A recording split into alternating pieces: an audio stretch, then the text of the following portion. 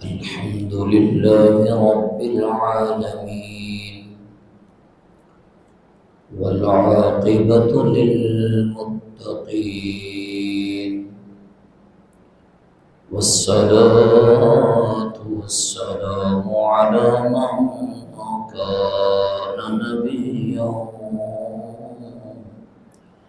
وآدم بين الماء والطين أما بعد فأعوذ بالله من الشيطان الرجيم بسم الله الرحمن الرحيم وما هو على الغيب بضنين صدق الله مولانا العظيم وصدق رسوله النبي الكريم الأمين فقد قال الله تبارك وتعالى في شأن حبيبه مخبرا وآمرا إن الله وملائكته يصلون على النبي يا أيها الذين آمنوا صلوا عليه وسلموا تسليما بابا سے درود پاک پڑھیے اللهم صل على سيدنا ومولانا محمد وعلى آل سيدنا ومولانا محمد وبارك وسلم صلاة وسلاما عليك يا رسول الله صلاة وسلاما عليك يا حبيب الله بندہ پروردگارم امت احمد نبی دوست دارم چار یارم تابع اولاد علی مذہب حنفیہ دارم ملت حضرت خلیل خاک پائے غوث اعظم زیر سایہ ہر ولی حمد و ثنا کے بعد میں بہت مشکور ہوں حضرت علامہ مولانا سلیم سہروردی دامت برکاتہ العالیہ کا آپ نے ہمیں مجھ ناچیز کو یہ موقع عنایت فرمایا کہ آپ حضرات کے سامنے کچھ لب کشائی کر سکوں۔ آپ استاد العلماء ہیں، آپ کے سامنے کلام کرنا آسان نہیں ہے، پھر بھی آپ کے فیضان سے میں کوشش کروں گا کہ چند باتیں جو ہیں آپ کے گوش گزار کروں۔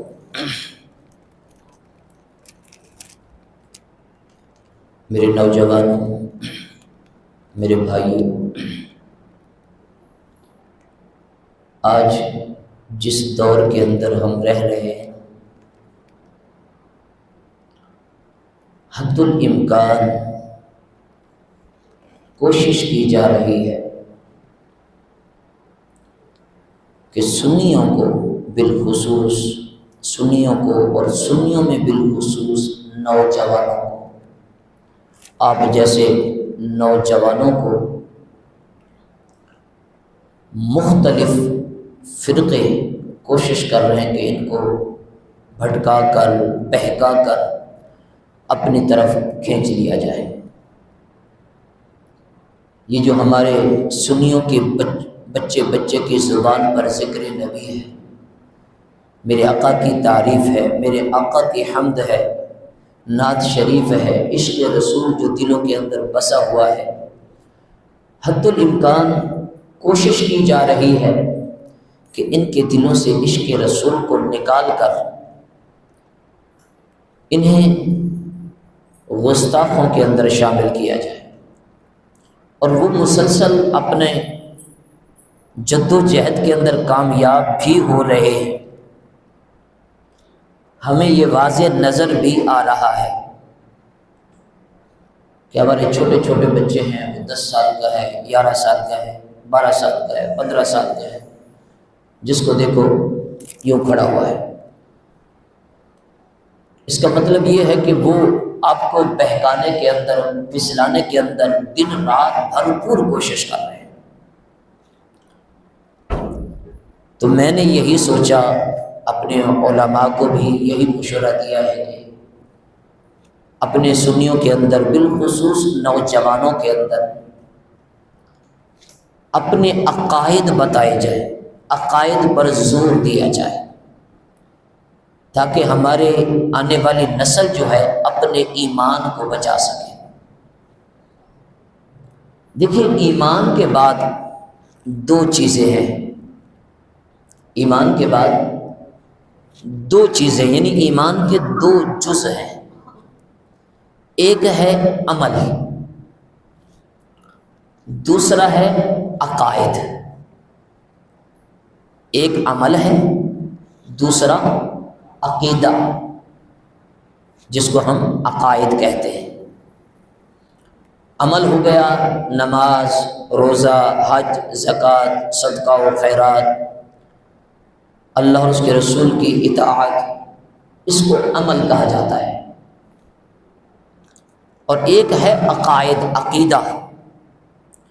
حضور کی ذات کے ساتھ کیا عقیدہ ہے، حضور کی ذات کے بارے میں کیا عقیدہ ہے، انبیاء علیہ السلام کے بارے میں کیا عقیدہ ہے،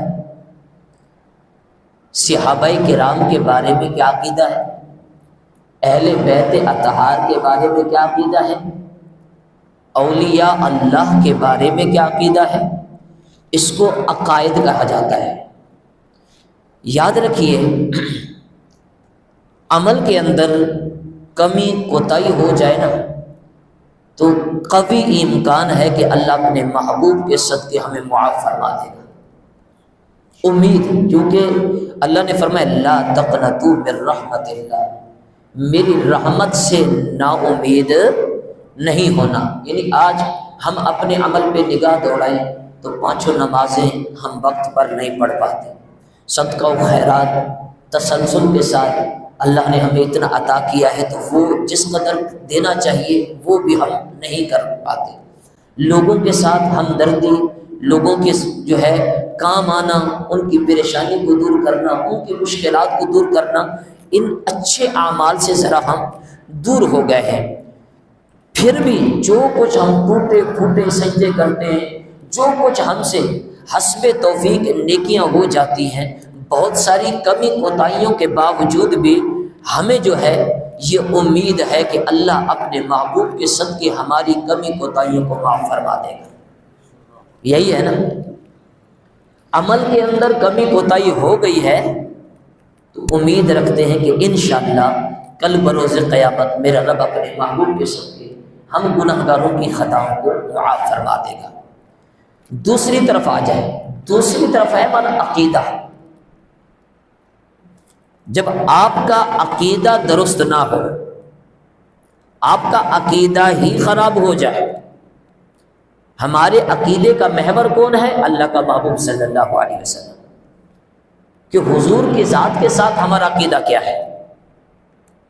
مثال کے طور پر ہم حضور کو بشر بھی مانتے ہیں، نور بھی مانتے ہیں، کیونکہ بشر کا ہم انکار کر نہیں سکتے، کیونکہ بشر کے لیے جو ہے قرآن پاک کے اندر نص قطعی ہے، قل انما انا بشر مثلکم۔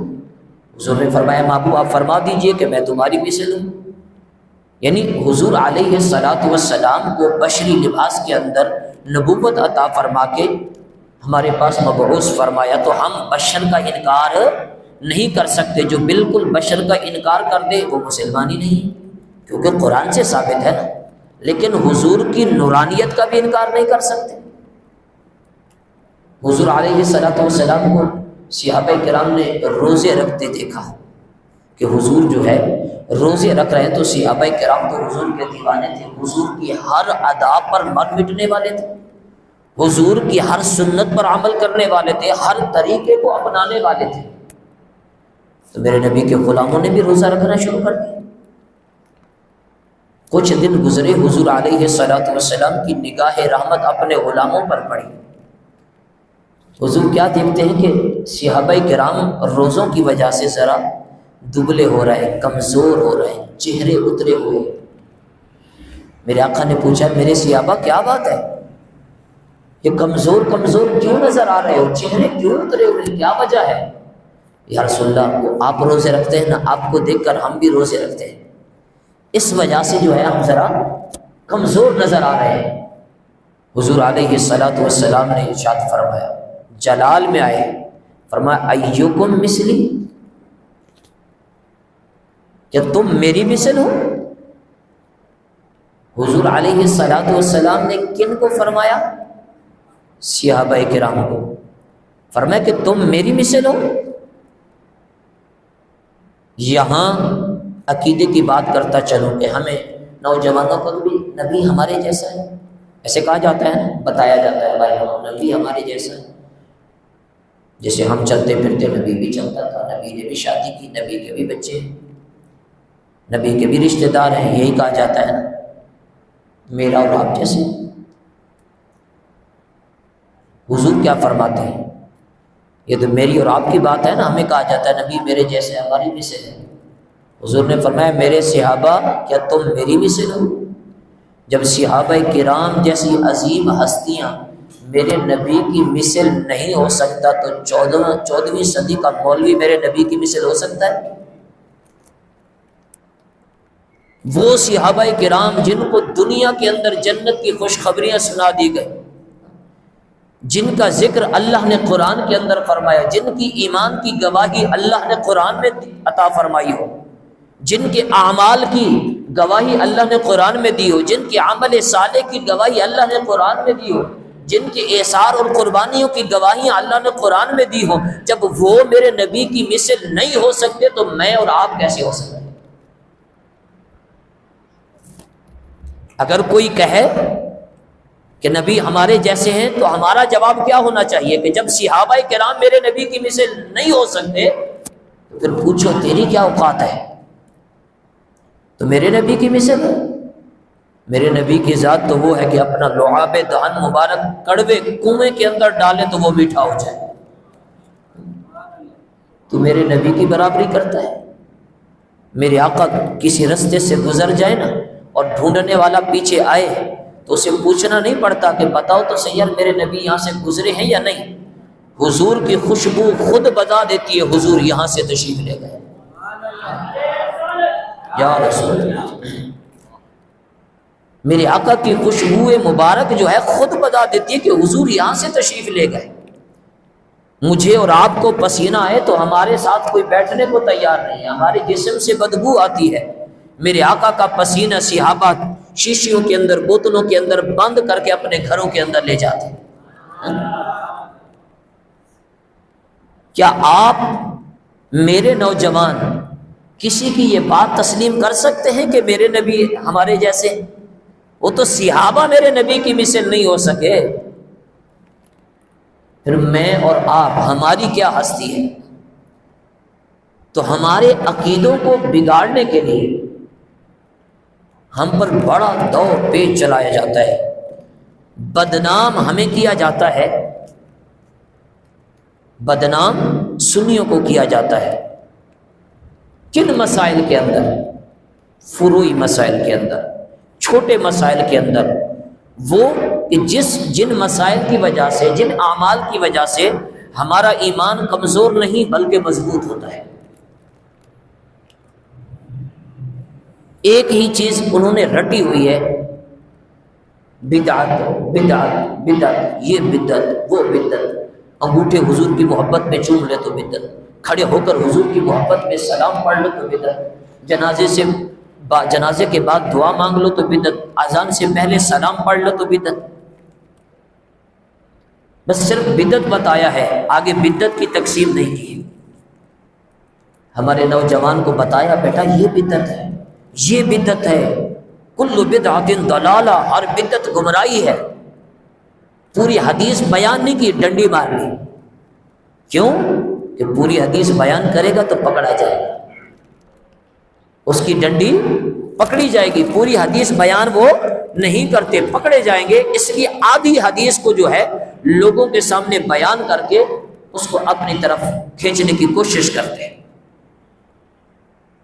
اور ان کی طرف اگر آپ دیکھیں تو ان کے عقائد کے اندر اتنا بگاڑ ہے کہ واللہ عالم ان کا ایمان بھی سلامت ہے یا نہیں ہے۔ ہمیں تو ان کے ایمان پر شک۔ مثال کے طور پر پہلی میں نے مثال دے دی کہ نبی ہمارے جیسا ہے، دوسری مثال نبی کو دیوار کے پیچھے کا علم نہیں ہے۔ یہی کہتے ہیں نا بیٹا، آپ نے بھی یہی سنا ہوگا، یہی رٹا ہے، نعوذ باللہ من ذالک۔ یہ تو حد درجے تک نیچے چلے گئے، انہوں نے تو پاگل مجنوں کے بارے میں بتایا کہ جتنا علم ان کے پاس ہوتا ہے نبی کے پاس بھی اتنا ہے، نبی کو کوئی خصوصیت جو ہے حاصل نہیں ہے، نعوذ باللہ من ذالک، نعوذ باللہ من ذالک۔ اور یہ بات کس کے بارے میں؟ میرے اور آپ کے نبی کے بارے میں کر رہے ہیں، جو امام الانبیاء علیہ الصلاۃ والسلام، جن کو اللہ نے سارے نبیوں کا امام بنایا۔ مسجد اقصیٰ کے اندر جبریل امین نے مصلی امامت پر کھڑا کر کے سارے نبیوں کا امام بنایا، تاکہ کائنات کو پتہ چلے، دنیا کو پتہ چلے کہ میرے نبی امام الانبیاء کا جو لقب ہے نا، خالی لقب نہیں ملا، اللہ نے وہ لقب ثابت بھی کر کے دکھایا ہے۔ مسجد اقصیٰ کے اندر حضرت آدم علیہ السلام سے لے کر حضرت عیسیٰ علیہ السلام تک اللہ نے سارے انبیاء کو جمع فرمایا، معراج پر بلایا، پہلا سفر وہاں مسجد اقصیٰ تک ہوا، وہاں پر حضور نے سارے انبیاء کی امامت فرمائی، کیونکہ امام الانبیاء کا لقب ہے۔ حضرت آدم علیہ السلام سے لے کر حضرت عیسیٰ علیہ السلام تک سارے انبیاء علیہ السلام دنیا میں تشریف لے آئے، حضور کی ولادت باسعادت سے پہلے واپس چلے گئے۔ جب سارے واپس چلے گئے، پیچھے نماز نہیں پڑھی تو امام الانبیاء کیسے؟ امام الانبیاء کا مطلب کیا ہے کہ جس نے انبیاء کی امامت فرمائی ہو۔ تو اللہ تعالیٰ نے اس کو سچ ثابت کرنے کے لیے کہ کوئی یہ نہ کہے کہ امام الانبیاء تو ہے نہیں، نبیوں کی امامت تو کی نہیں ہے، کیوں کہتے ہو امام الانبیاء؟ اس لیے مسجد اقصیٰ کے اندر سارے انبیاء کو جمع فرما دیا۔ میں بات کر رہا تھا، کہتے کہ نبی کو تو دیوار کے پیچھے کا علم نہیں ہے، میرے اور آپ کے نبی کے بارے میں کہتے۔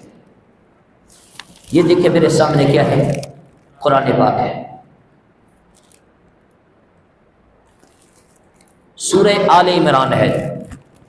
بتانے کا مقصد یہ ہے کہ جب کوئی آ کے کہے نا کہ نبی کو دیوار کے پیچھے کا علم نہیں ہے، ذرا جو میں بتا رہا ہوں نا، یہ قرآن اٹھانا اور کھول کے پڑھ کے سنا دینا۔ اگر آپ نہیں پڑھ سکتے تو اس کو بولو کہ پڑھ کے اس کا ترجمہ مجھے بتا دو۔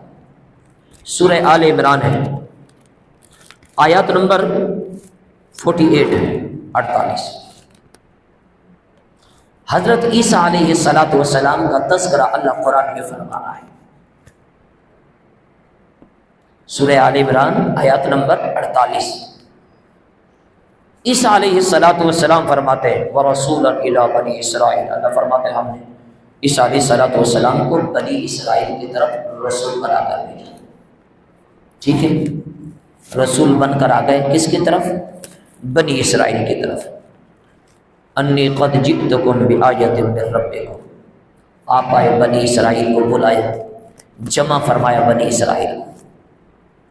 جمع فرمانے کے بعد فرمایا کہ میں بے شک اپنے رب کی طرف سے تمہارے لیے واضح نشانیاں لے کر آیا ہوں، واضح نشانیاں لے کر آیا ہوں۔ انبیاء علیہ السلام کی جو نشانی ہوتی ہے وہ معجزات کریمہ ہوتی ہے۔ کیا ہوتی ہیں؟ معجزات کریمہ۔ عیسیٰ علیہ السلام فرما رہے ہیں کہ میں اللہ کا نبی ہوں، اللہ کی طرف سے تمہارے لیے واضح نشانیاں لے کر آیا ہوں، معجزات کریمہ لے کر آیا ہوں۔ آگے جو معجزات کریمہ لے کر آئے ہوں ان کی تفصیل اور ذکر فرما رہے ہیں۔ کون؟ خود حضرت عیسیٰ علیہ السلام فرماتے ہیں انی اخلق لکم من الطین، فرمایا کہ میں مٹی کے پرندے بناتا ہوں۔ آتے ہیں نا مٹی کے پرندے بیچنے والے، کوئی چوڑیاں بنا کے لاتا ہے، کوئی کچھ بنا کے لاتا ہے۔ پہلے مٹی کے آتے تھے، آج جو ہے وہ پلاسٹک کے آ گئے ہیں۔ فرماتے ہیں کہ میں مٹی کے پرندے بناتا ہوں۔ کون بناتے ہیں؟ عیسیٰ علیہ السلام۔ حالانکہ ہم سب کا ایمان ہے زندگی اور موت کا مالک کون ہے؟ اللہ ہے، ٹھیک ہے۔ فرماتے ہیں کہ میں مٹی کے پرندے بناتا ہوں، کہیئۃ الطیر، مثل پرندوں کے، فانفخ فیہ، پھر کیا کرتا ہوں ان کے اندر میں اپنی روح پھونکتا ہوں۔ ان مٹی کے پرندوں کے اندر میں اپنی روح پھونکتا ہوں۔ فَيَكُونُ طَيْرًا بِإِذْنِ اللَّهِ، جب میں اس کے اندر روح پھونکتا ہوں تو اللہ کے حکم سے وہ زندہ پرندہ بن جاتے ہیں۔ بنایا کس چیز سے تھا؟ مٹی سے۔ فرمایا جب میں روح پھونکتا ہوں اللہ کے حکم سے وہ زندہ پرندہ بن جاتا ہے۔ یہ پہلا معجزات کریمہ۔ دوسرا فرمایا وَأُبْرِئُ الْأَكْمَحَ،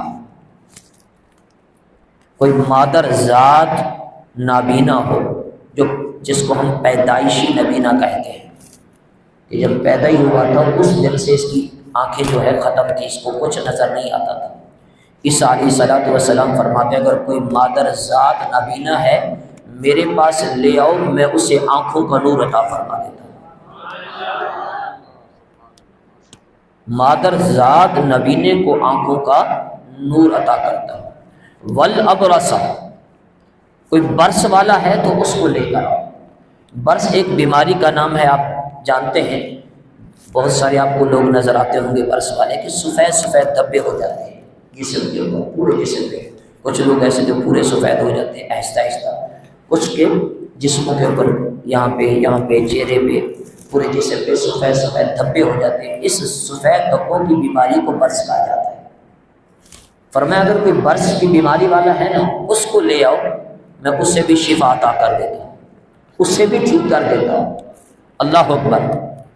آگے فرمایا وَأُحْيِي الْمَوْتَى بِإِذْنِ اللَّهِ، اگر میرے پاس کوئی مردہ بھی لے کر آؤ گے نا اللہ کے حکم سے مردے کو بھی زندہ کر دوں گا۔ کیا کر دوں گا؟ مردے کو زندہ کر دوں گا۔ ٹھیک ہے جی، یہ معجزات کریمہ ہے، اللہ تعالیٰ نے ہر نبی کو یہ عطا فرمائے۔ معجزات کہتے ہی اس کو ہیں جہاں عقل انسانی ختم ہو جائے وہاں معجزات کریمہ کی ابتدا ہوتی ہے۔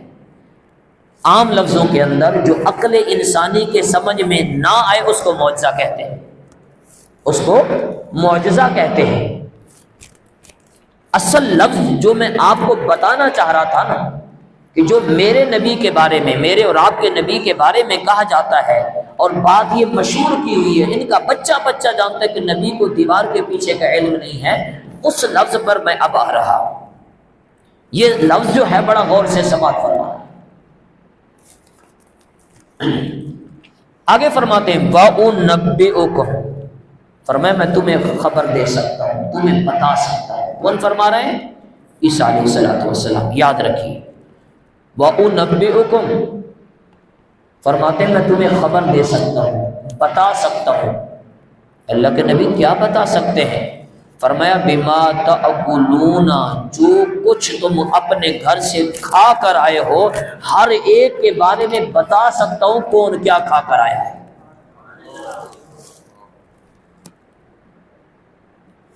اس کو علم غیب نہیں کہتے۔ اصل جو لفظ مقصود تھا نا بتانے کا میرا یہی تھا۔ اب میں اپنے موضوع پر آیا ہوں۔ فرمایا کہ میں ہر ایک کے بارے میں خبر دے سکتا ہوں کہ کون اپنے گھر سے کیا چیز کھا کر آیا، ہر ایک کے بارے میں بتا سکتا ہوں۔ کون فرما رہے؟ عیسیٰ علیہ السلام۔ یہ تو کہتے ہیں کہ امام الانبیاء علیہ السلام کو دیوار کے پیچھے کا علم نہیں کہ پیچھے کیا ہو رہا ہے، تم خامخواہ کھڑے ہو کے یہاں سلام پڑھتے رہتے ہو کہ نبی ہمارا سلام سنتے ہیں، ان کو تو خبر ہی نہیں ہے۔ نعوذ باللہ من ذالک، ان کا جو عقیدہ ہے۔ عیسیٰ علیہ السلام فرماتے ہیں میں تمہیں خبر دے سکتا ہوں جو کچھ تم اپنے پیٹوں میں کھا کر آئے ہو سب کے بارے میں بتا سکتا ہوں، کون اپنے گھر سے کون سا سالن کھا کے آیا ہے، کس چیز کی روٹی کھا کے آیا ہے، کتنی روٹی کھا کر آیا ہے۔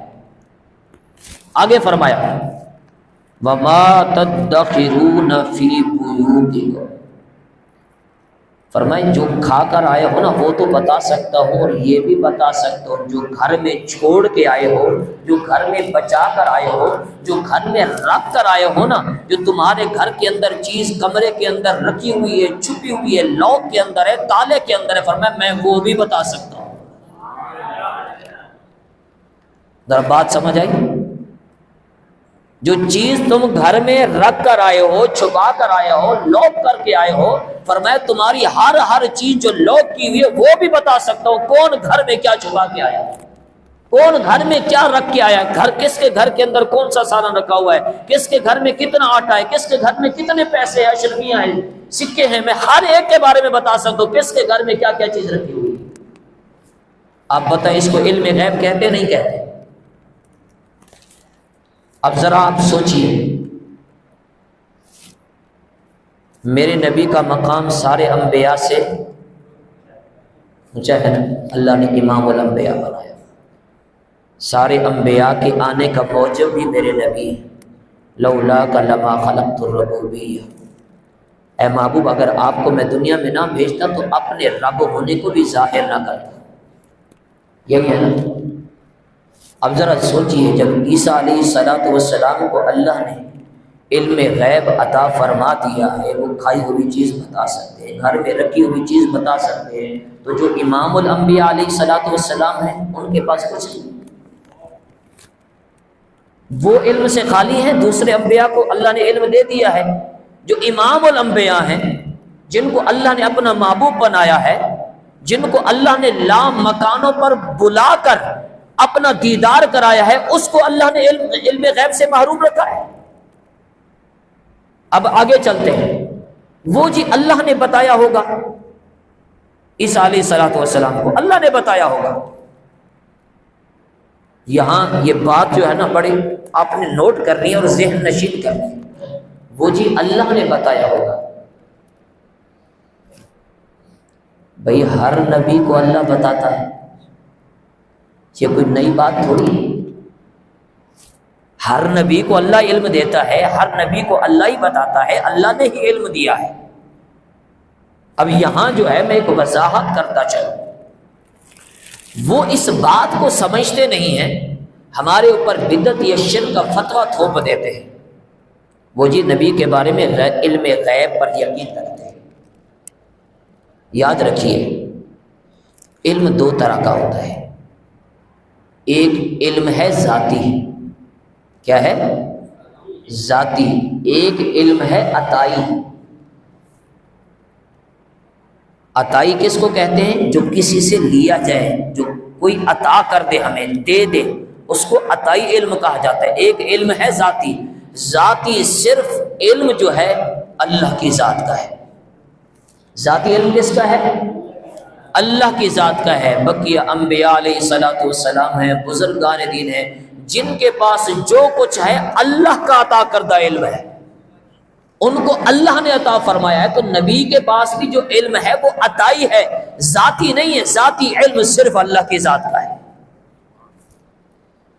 اگر کوئی کہے نا کہ جی وہ نبی کو تو دیوار کے پیچھے کا علم نہیں ہے، تو ذرا یہ آیات جو ہے اس کو نکال کے دکھا دینا کہ اللہ کے بندوں خدا کا خوف کرو۔ عیسیٰ علیہ السلام تو اتنا کچھ بتا رہے ہیں، جو کھا کے آتے ہو وہ بھی بتا سکتا ہوں، جو رکھ کر آئے ہو وہ بھی بتا سکتا ہوں، اور تو امام الانبیاء کی ذات کے بارے میں بات کرتا ہوں۔ دوسری طرف آتا ہوں، حضور علیہ السلام میں صحابہ کرام فرماتے کہ ایک دن حضور علیہ السلام ممبر شریف پر جلوہ افروز ہوئے، نمازیں بعض میں آئے کہ نماز فجر کے وقت آپ فجر پڑھائی، ممبر شریف پہ جلوہ افروز ہوئے، قیامت کے بارے میں آپ نے ذکر فرما دیا، جو کچھ ہو چکا ہے اس کے بارے میں حضور نے آگاہ فرمایا، جو کچھ ہونے والا ہے اس کے بارے میں حضور نے آگاہ فرمایا۔ پھر ظہر کا وقت آ گیا، نماز پڑھی، پھر ممبر پر تشریف لے گئے، جو کچھ قیامت کے دن واقعات ہوں گے حضور نے سب کچھ بتا دیا، حضور نے سب کچھ بتا دیا۔ یہ حضرات جو حضور کے علم غیب کا انکار کرتے ہیں نا، یہ ممبر شریف پر بیٹھتے ہیں اور کیا کہتے ہیں؟ قال قال رسول اللہ صلی اللہ علیہ وسلم، اللہ علیہ وسلم سرکار نے یہ فرمایا کہ قیامت کا دن ایسے برپا ہوگا، میدان محشر ایسے سجا ہوگا، لوگوں کو ایسے پکڑ کے لایا ہوگا، گناہگار اس حالت میں آئیں گے، نیکوکار اس حالت کے اندر آئیں گے، انبیاء کس طریقے سے آئیں گے، علماء کس طریقے سے آئیں گے، حفاظ کرام کس طریقے سے آئیں گے، بھی کس نے بتایا؟ سرکار نے۔ یہی بولتے ہیں نا قیامت قائم ہو چکی ہے؟ نہیں ہوئی نا، قیامت قائم ہوگی۔ حضور کس چیز کی خبریں دے رہے ہیں؟ قیامت کی۔ حضور قیامت کی خبریں دے رہے ہیں کہ قیامت ایسے ایسے آئے گی، یہ احوال ہوں گے، یہ واقعات ہوں گے۔ جیسے ممبر سے اترتا ہے کہتا ہے نبی کو غیب کا علم نہیں ہے۔ اچھا بھائی، تو ابھی جو حضور کے بارے میں قیامت کے بارے میں بتا رہا تھا کہ حضور نے یہ فرمایا یہ فرمایا، تو یہ کیا تھا؟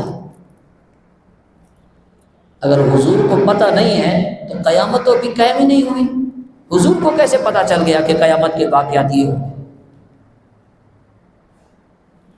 ذرا سوچنے کی بات ہے بھائی، قیامت تو ابھی آئی نہیں، پھر حضور کو کیسے پتہ چلا؟ حضور نے قیامت کے سارے احوال اپنی حیات طیبہ کے اندر جو ہے سب بیان فرما دی، جس کو ہم حدیث مبارکہ کہتے ہیں۔ اگر نبی کو پتہ ہی نہیں تھا تو حضور یہی فرماتے بھائی قیامت والے دن دیکھا جائے گا، ابھی مجھے کیا پتہ، میرے پاس تو علم نہیں ہے۔ ہر احوال قیامت کے بارے میں امتی کو بتا گئے، اس کا مطلب یہی ہوا حضور جانتے تھے، علم غیب تو بتا گئے نا۔ علم غیب نہیں تھا تو کیسے کوئی بتا سکتا ہے؟ مجھے پتہ نہیں ہے کل کیا ہونے والا ہے، کل کہاں کیا واقعہ ہوگا، ابھی مجھے پتہ نہیں ہے، کوئی نہیں جانتا۔ میں کوئی کل کی خبر دے سکتا کہ کل فلاں شخص کو بخار ہو جائے گا، فلاں کا ہارٹ اٹیک ہو جائے گا، فلاں کا ایکسیڈنٹ ہو جائے گا، فلاں کی موت ہو جائے گی؟ آپ بتا سکتے؟ کیوں نہیں بتا سکتے؟ کیونکہ ہمارے پاس علم غیب نہیں ہے، کل کی خبر نہیں دے سکتے۔ ہم تو کل کی خبر نہیں دے سکتے، امام الانبیاء تو قیامت کی خبریں دے کر گئے، حضور تو قیامت کی خبریں دے کر گئے ہیں۔ اللہ اکبر۔ جو فروعی مسائل ہیں نا، ان کے اندر ہمارے بھولے بھالی سنیوں کو پھنسا کر یہ بدعت ہے یہ بدعت ہے، چلو ہاتھ باندھ کے بعد اب کھڑے ہو کے سلام پڑھ رہے، یہ بدعت کر رہے ہیں، چلو یہ بدعت ہو گئی۔ اچھا اللہ کے حکم پر عمل بدعت ہو گئی۔ اللہ نے فرمایا ان اللہ و ملائکتہ یصلون علی النبی، میں بھی اپنے نبی پر درود بھیجتا ہوں، میرے سارے فرشتے بھی بھیجتے ہیں، یا ایھا الذین آمنوا صلوا علیہ وسلموا تسلیما، ایمان والو تم میرے نبی پر درود بھی بھیجو، ساتھ سلام بھی بھیجو۔ یہی ہے نا ہم سنیوں کے اندر ہم دعا مانگتے ہیں نا، ہر دعا کے اندر ہم ان اللہ و ملائکتہ یصلون علی النبی پڑھتے ہیں۔ آپ کو پتہ ہے کیوں پڑھتے ہیں؟ ڈائریکٹ بھی کہہ سکتے ہیں سبحان ربک رب العزت عما یصفون وسلام علی المرسلین والحمد للہ، کہہ سکتے ہیں جس طرح ان کے ہاں کہا جاتا ہے وصلی اللہ علیہ تعالی خیر خلق محمد وآلہ، یہ کہہ ہو گئے۔ ہم کیوں پڑھتے ہیں؟ یہ آیات کریمہ قرآن کی آیات کریمہ ہے۔ دعا ختم ہونے سے پہلے درود پاک پڑھانے کے لیے پہلے آپ کو اللہ کا پیغام سناتے ہیں، اللہ کا حکم یاد کرواتے ہیں کہ اللہ نے تمہیں یہ فرمایا ہے، میں بھی بھیجتا ہوں درود، میرے سارے فرشتے بھی بھیجتے ہیں، ایمان والو تم بھی میرے نبی پر درود بھی پڑھو، ساتھ سلام بھی پڑھو۔ آپ کو اللہ کا پیغام یاد دلاتے اس کے بعد تاکہ آپ کو یاد آ جائے ہاں اللہ کا حکم آیا، آپ درود بھی پڑھو سلام بھی پڑھو۔ اللہ اکبر۔ وہ جی جنازے کے بعد دعا کیوں مانگتے ہو؟ یہ تو بدعت ہے۔ اچھا بھائی بدعت ہے، ہر بدعت گمراہی ہے۔ اچھا بھائی پوری زندگی یہی رٹا لگایا، جنازہ سلام پھر یہ گیا ہو گیا۔ میں یہاں تقسیم کرتا چلوں جو یہ نہیں کرتے۔ بدعت کی دو قسمیں ہیں، ذہن نشین کر لیجیے بڑے اچھے طریقے سے۔ بدعت کی کتنی قسمیں ہیں؟ دو قسمیں ہیں۔ ایک بدعت حسنہ اچھی بدعت، ایک ہے بدعت سیئہ بری بدعت۔ اچھی بدعت کیا ہے؟ جس کے کرنے سے نہ تو قرآن سے ٹکراؤ ہو، نہ احادیث مبارکہ سے ٹکراؤ ہو، نہ دین کے اندر کوئی بگاڑ پیدا ہو، وہ اچھی بدعت ہے۔ بس یہ جو حضور کے زمانے میں نہیں تھا وہ سارا بدعت ہے۔ میں آپ سے پوچھتا ہوں یہ قرآن پاک ہے نا، اس طرح کتابی شکل کے اندر حضور کے زمانے میں نہیں تھا. پتہ ہے آپ کو؟ کتابی شکل کے اندر حضور کے زمانے میں یہ قرآن پاک نہیں تھا. کچھ تختوں پر لکھا ہوا تھا، کچھ حافظ قرآن کے سینوں کے اندر تھا. کتابی شکل نہیں تھی. حضرت ابوبکر صدیق رضی اللہ تعالیٰ عنہ کا دور خلافت آئے. آپ کے دور خلافت کے اندر ایک جھوٹا نبوت کا دعوے دار کھڑا ہوا، مسیلمہ کذاب. اس بد نصیب کا نام تھا مسیلمہ کذاب. اس نے کہا کہ میں بھی نبی ہوں. حضرت ابوبکر صدیق رضی اللہ تعالیٰ عنہ نے اس کے خلاف اعلان جہاد فرما دیا. فرمایا چلو صحابہ کرام، حضور کی ناموس پر پہرا تھا. صحابہ کرام گئے، اس ملعون کو واصل جہنم کیا. اس جنگ کے اندر جہاں 30,000 منکرین نبوت کو واصل جہنم کیا، وہاں صحابہ کرام حافظ قرآن، قاری قرآن بھی بڑی تعداد کے اندر شہید ہو گئے. جب واپس آئے حضرت عمر رضی اللہ تعالیٰ عنہ نے مشورہ دیا کہ حضور اگر اس طریقے سے جنگیں ہوتی رہی، حافظ قرآن، قاری قرآن شہید ہوتے رہے، کیونکہ کچھ قرآن تو ہے تو کچھ جو ہے کچھ تختوں کے اوپر ہمارے پاس تختیوں کے اوپر لکھا ہوا ہے اور کچھ حافظ قرآن کے سینوں میں ہے. اگر اس طرح مسلسل جنگیں ہوتی رہی اور قاری قرآن، حافظ قرآن شہید ہوتے رہے تو مجھے خدشہ ہے کہ قرآن پاک نامکمل نہ رہ جائے. آپ ایسے کریں کہ قرآن پاک کو جمع فرمائیں، اس کو ہم کتابی شکل دیں تاکہ رہتے دنیا تک جو ہے ہم حضور کی امت کو قرآن تو مکمل دے کر جائیں. ایسا نہ ہو کہ قاری قرآن جو ہے وہ شہید ہو جائے اور قرآن نامکمل ہم چھوڑ کے جائیں. حضرت ابوبکر صدیق رضی اللہ تعالیٰ عنہ کا پہلا جواب تھا کہ حضور نے یہ کام نہیں کیا، میں بھی نہیں کروں گا. ٹھیک ہے، لیکن حضرت عمر نے بار بار جب اصرار کیا، آپ مان گئے کہ آپ ٹھیک کہہ رہے ہیں. قرآن جو ہے حضرت ابوبکر صدیق رضی اللہ تعالیٰ عنہ کے دور خلافت کے اندر کتابی شکل جو ہے اس کو دی گئی، حکم دیا گیا کہ اس کو جمع کیا جائے. آپ نماز تراویح پڑھ رہے ہیں، 20 رکعت نماز تراویح پڑھتے ہیں. حضور علیہ الصلوۃ والسلام نے کم و بیش 3 دن جو ہے تراویح پڑھائی، چوتھے دن نہیں ہے. صحابہ کرام پوری رات انتظار کرتے رہے کہ سرکار ابھی تشریف لے گئے، نماز تراویح پڑھائیں گے. سرکار تشریف لے گئے، فجر کی نماز میں آئی. سرکار نے فرمایا اگر میں آ جاتا مجھے خدشہ تھا کہ نماز تراویح اللہ تم پر فرض فرما دیتا، پھر تمہارے لیے جو ہے اس کو ادا کرنا مشکل ہو جاتا، بھاری پڑ جاتا، اس لیے میں نہیں آیا. ٹھیک ہے، حضور کے زمانے میں پورا مہینہ بھی اس تراویح نہیں ہوئی. حضرت ابوبکر صدیق رضی اللہ تعالیٰ عنہ کا دور خلافت آیا. آپ کے دور خلافت کے اندر نماز تراویح نہیں ہوئی، با جماعت 20 رکعتیں نماز تراویح تھی. فردن فردن، کوئی ایک وہاں پڑھ رہا ہے، کوئی وہاں پڑھ رہا ہے، کوئی وہاں پڑھ رہا ہے. اس طریقے سے پڑھی جاتی تھی. با جماعت جس طرح ہم پڑھ رہے ہیں یہ نہیں تھی. حضرت عمر رضی اللہ تعالیٰ عنہ کا دور خلافت آیا. آپ نے دیکھا کہ کوئی وہاں کھڑا ہے، کوئی وہاں کھڑا ہے. آپ نے سوچا اگر ایک امام کے پیچھے سارے جمع ہو جائیں تو کیا ہی اچھا ہوگا. آپ نے حکم فرمایا ایک کو امام بنایا، سب کو مقتدی بنایا. فرمایا کیا یہ اچھی بدعت ہے. ٹھیک ہے جی، حضور کے زمانہ میں تراویح نہیں تھی، با جماعت 20 رکعتیں جو ہے پورا مہینہ حضرت عمر رضی اللہ تعالیٰ عنہ کے حکم سے شروع ہوئی. جمعہ کے اندر 2 اذانیں ہوتی ہیں، 2 اذانیں ہوتی ہیں. حضور کے زمانہ میں 1 اذان تھی. حضرت ابوبکر صدیق رضی اللہ تعالیٰ عنہ کے دور خلافت کے اندر 1 اذان تھی. حضرت عمر رضی اللہ تعالیٰ عنہ کے دور خلافت کے اندر بھی 1 اذان تھی. دوسری اذان حضرت عثمان غنی رضی اللہ تعالیٰ عنہ کے دور خلافت سے شروع ہوئی. نئی چیز ہو گئی نا. یہ کہتے کہ ہر نئی چیز جو حضور کے زمانہ اقدس کے اندر نہیں تھی بعد میں ایجاد ہوئی وہ بدعت ہے. یہی کہتے ہیں نا، وہ بدعت ہے، بدعت گمراہی ہے. آپ ذرا بتاؤ قرآن سے فائدہ ہوا ہے یا نقصان ہوا ہے؟ اگر یہ مکمل قرآن ہمارے پاس نہ ہوتا آج ہم حافظ قرآن بن سکتے؟ ہم اٹھا کر اسے چومتے ہیں، آنکھوں سے لگاتے ہیں، یہ سعادت حاصل ہوتی. اس کو خیر و برکت کے لیے اپنے گھر میں رکھتے، یہ سعادت حاصل ہوتی. 20 رکعتیں امام کے پیچھے ہم پورا مہینہ رمضان کے اندر تراویح پڑھتے ہیں. اگر حضرت عمر یہ شروع نہ فرماتے تو یہ سعادت ہمیں نصیب ہوتی نہیں ہوتی نا. یہ حضور کے زمانہ کے بعد کام ہوئے ہیں. تو یاد رکھیے بدعت 2 طرح کی ہے، ایک ہے اچھی، ایک ہے بری. اچھی بدعت جو ہے جس سے دین کو کوئی نقصان نہ ہو، اس سے کرنے کا ثواب ملتا ہے، گناہ نہیں ہوتا۔ مثال کے طور پر ہم میلاد شریف مناتے ہیں، ہم میلاد شریف مناتے ہیں۔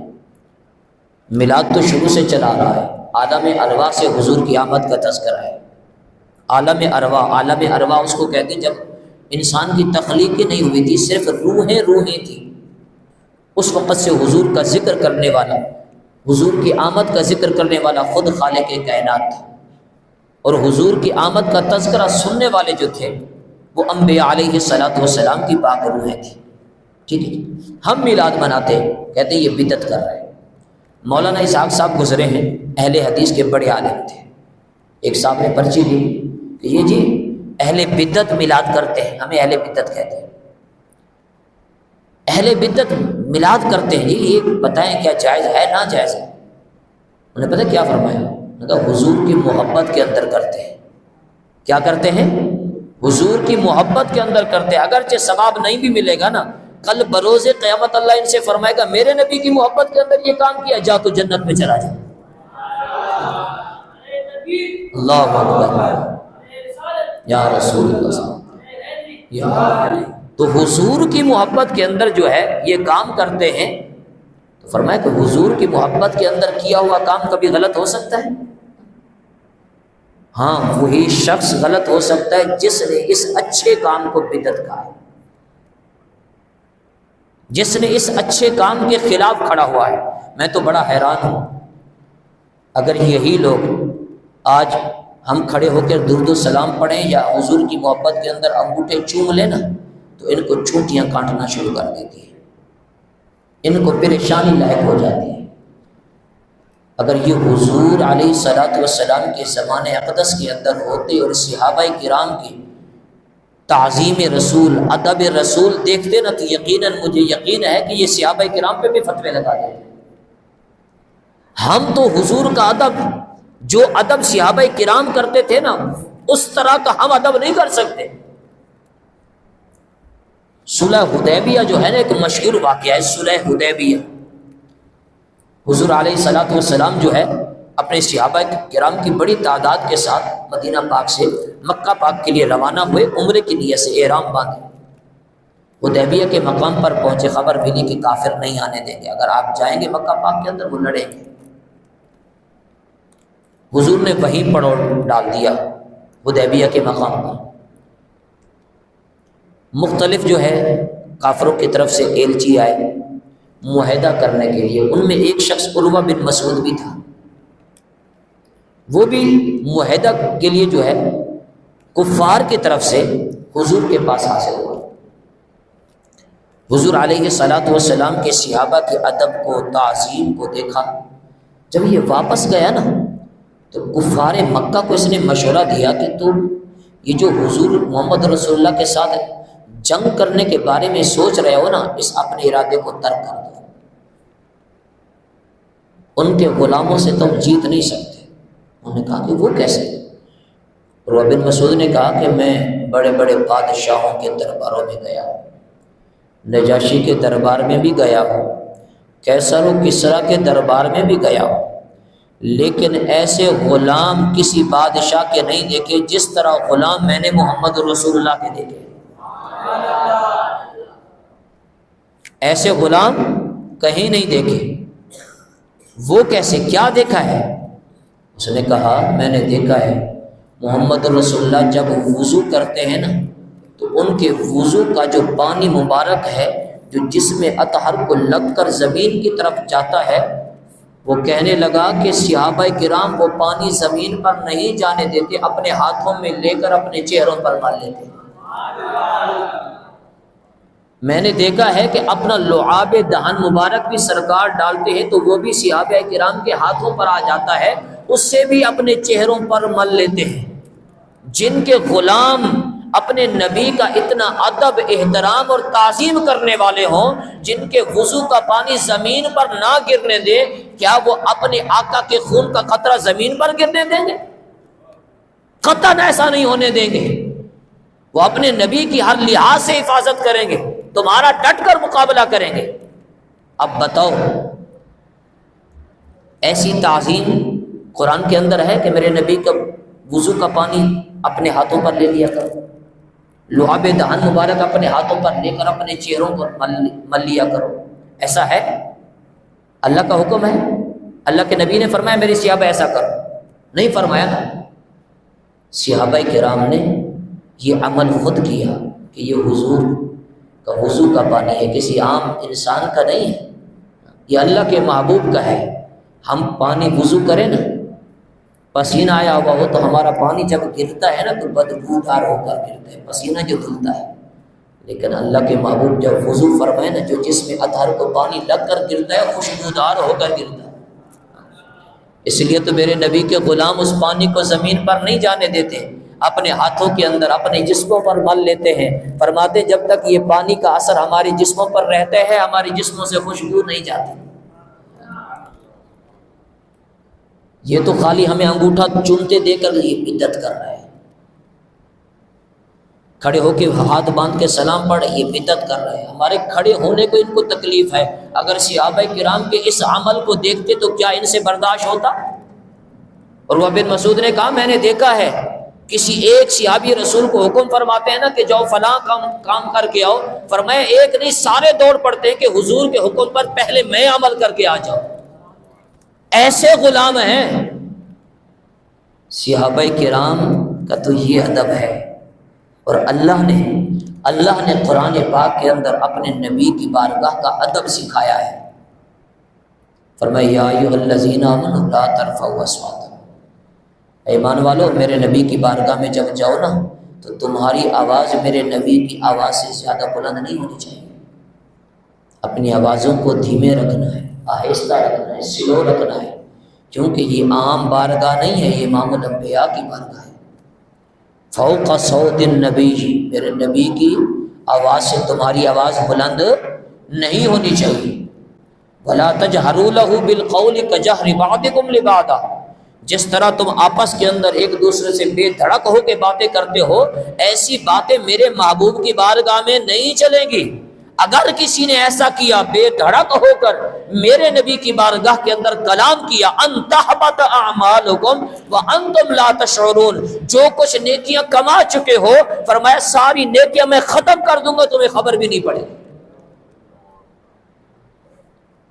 صرف اونچا بولنے کی وجہ سے، ایسا نہیں ہے کہ بے ادبی کر رہے تھے، صرف اونچی آواز کرنے کی وجہ سے اللہ نے فرمایا ساری نیکیاں ختم کر دوں گا اگر تمہاری آواز میرے نبی کی آواز سے بلند ہوئی۔ یہاں تو محمد میرے جیسا ہے، محمد کو تو دیوار کے پیچھے کا علم نہیں، وہ ہماری طرح شادی کرتا ہے، نعوذ باللہ من ذالک۔ اللہ کے محبوب کی ذات کو اپنے لوگوں کے سامنے یہ ایسا پیش کرتے ہیں کہ جیسے ان کا بڑا بھائی ہو، نعوذ باللہ من ذالک۔ اب بتاؤ، جن کے سامنے حضور کے بارے میں یہ ایسی باتیں کریں گے، لوگوں کے دلوں کے اندر میرے نبی کی محبت ہوگی یا نفرت ہوگی؟ لوگ گستاخ بنیں گے یا عاشق بنیں گے؟ بتاؤ آپ یار، آپ کا دل کیا کہتا ہے؟ جب کہیں گے کہ یار نبی تو ہمارے جیسا ہے، ہم میں اور ان میں کوئی فرق نہیں ہے، بتاؤ پھر عاشق بنیں گے یا گستاخ بنیں گے؟ اور جب کہیں گے نا سبحان اللہ ما اجملک ما احسنک ما اکملک، کہ میرے نبی کی کیا ذات ہے، ہاں کیا حسن و جمال اللہ نے عطا فرمایا ہے، کیا جلال ہے، کیا جمال ہے۔ جب حضور کی تعریف کریں گے نا تو پھر ہی دلوں کے اندر عشق رسول پیدا ہوگا۔ جب آپ کہیں گے نا خلقت مبرأ من کل عیب، یا رسول اللہ اللہ تعالیٰ نے تو آپ کو ہر عیب سے پاک پیدا فرمایا ہے، پھر آپ کے دلوں کے اندر عشق رسول آئے گا۔ جب کہیں گے نا والضحیٰ، اللہ نے آپ کو ایسا چہرہ عطا فرمایا ہے، پھر جا کر آپ کے دل کے اندر عشق رسول برپا ہوگا۔ جب آپ شروع سے باتیں ہی ایسی کریں گے کہ نبی کو فوقیت ہی نہیں دیں گے، جو نبی کی شان ہے اس شان کے مطابق لوگوں کو بتائیں گے نہیں، تو وہ عاشق کبھی نہیں بن سکتے۔ گستاخ تو بن سکتے ہیں، عاشق نہیں بن سکتے۔ عاشق بننے کے لیے صحابہ کرام کی تاریخ ان کی جو کارنامے ہیں وہ لوگوں کو بتانے پڑیں گے کہ صحابہ کرام میرے نبی کا کیسے ادب کرتے تھے. اور الحمدللہ جو صحابہ کرام میرے نبی کا ادب کرتے تھے نا، اس کا کچھ حصہ اللہ نے ہم گناہ گاروں کو بھی عطا فرمایا ہے. ہم ویسا حق تو ادا نہیں کر سکتے جس طرح صحابہ کرام نے اپنے نبی کا حق ادا کیا، ویسا ہم نہیں کر سکتے، لیکن پھر بھی شکر الحمدللہ ہمارا یہ ایمان ہے کہ ہم گستاخوں میں نہیں ہیں. ہمارا دل یہ گوارا نہیں کرتا کہ حضور کا ذکر ہو رہا اور ہم بیٹھے رہیں. ہمارا تو یہ ہے، ہم تو ایسے ہیں کہ حضور کا جب نام لیا جائے ادب کی وجہ سے ہمارے سر جھک جاتے ہیں. صحابہ کرام کا نام مبارک لیا جائے ادب سے نام ہمارے سر جھک جاتے ہیں. اہل بیت اطہار کا نام لیا جائے ہمارے سر جھک جاتے ہیں. اولیاء کا نام لیا جائے ہمارے سر جھک جاتے ہیں. اللہ نے ہمیں عین وہی عقیدہ عطا فرمایا ہے جو صحابہ کرام کا عقیدہ تھا. اور یاد رکھیے آپ کی کامیابی بھی اسی کے اندر ہے، صحابہ کرام والے عقیدے کے اندر. اگر صحابہ کرام کے عقیدے کو، ان جیسے ادب کو، احترام کو، تعظیم رسول کو آپ نے چھوڑ دیا نا، پھر ہمارے جو ہے وہ واللہ عالم ایمان بھی سلامت رہتا ہے یا نہیں رہتا، یہ اللہ کی ذات جانتی ہے. تو ٹائم جو ہے بڑا لمبا ہو گیا ہے، آدھے پونے گھنٹے کا جو ہے مجھے بتایا گیا تھا، کیونکہ میں مسجد کے اندر تراویح پڑھانی ہوتی ہے، پھر اس کے بعد درس بھی دینا ہوتا ہے. چلو حضور کی ذات کے بارے میں باتیں ہوئی، اور میری بھی کوشش یہی ہے کہ یہ جو حقیقت ہے قرآن اور سنت کی روشنی کے اندر یہ باتیں آپ تک پہنچیں، تاکہ کوئی گستاخ رسول آپ پر وار نہ کر سکے. آپ کو پتہ ہے چور وہاں آتا ہے جہاں کچھ خزانہ ہو. عشق رسول کا جو ہے ان سارے سنیوں کے سینوں کے اندر عشق رسول کا خزانہ ہے، اور چور جو ہے مسلسل آپ کے پیچھے پڑا ہوا ہے کہ اس خزانے کو کیسے نکالیں. لیکن یہ آپ کا کام ہے کہ اس خزانے کی آپ نے حفاظت کرنی ہے. اور کب تک حفاظت کرنی ہے؟ مرتے دم تک حفاظت کرنی ہے. اور یہی دعا کرنی ہے، اللہ عشق رسول میں موت عطا فرمانا، غلامی رسول میں موت عطا فرمانا، اطاعت رسول میں موت عطا فرمانا، چاہت رسول میں موت عطا فرمانا، فرما برداری رسول میں موت عطا فرمانا. یہی دعا ہمیشہ آپ کے لبوں پر ہونی چاہیے. عشق رسول میں موت آ جائے، اس سے بڑھ کے ہماری کامیابی نہیں ہو سکتی. تو دعائے اللہ تعالیٰ سے اللہ تعالیٰ ہم سب حاضرین کی حاضری کو قبول فرمائے. سب حاضرین کا اس مسجد کے اندر بیٹھنا، اعتکاف کرنا، میرے نبی کی سنت پر عمل کرنا اللہ اپنی بارگاہ میں قبول فرمائے. وآخر دعوانا الحمدللہ.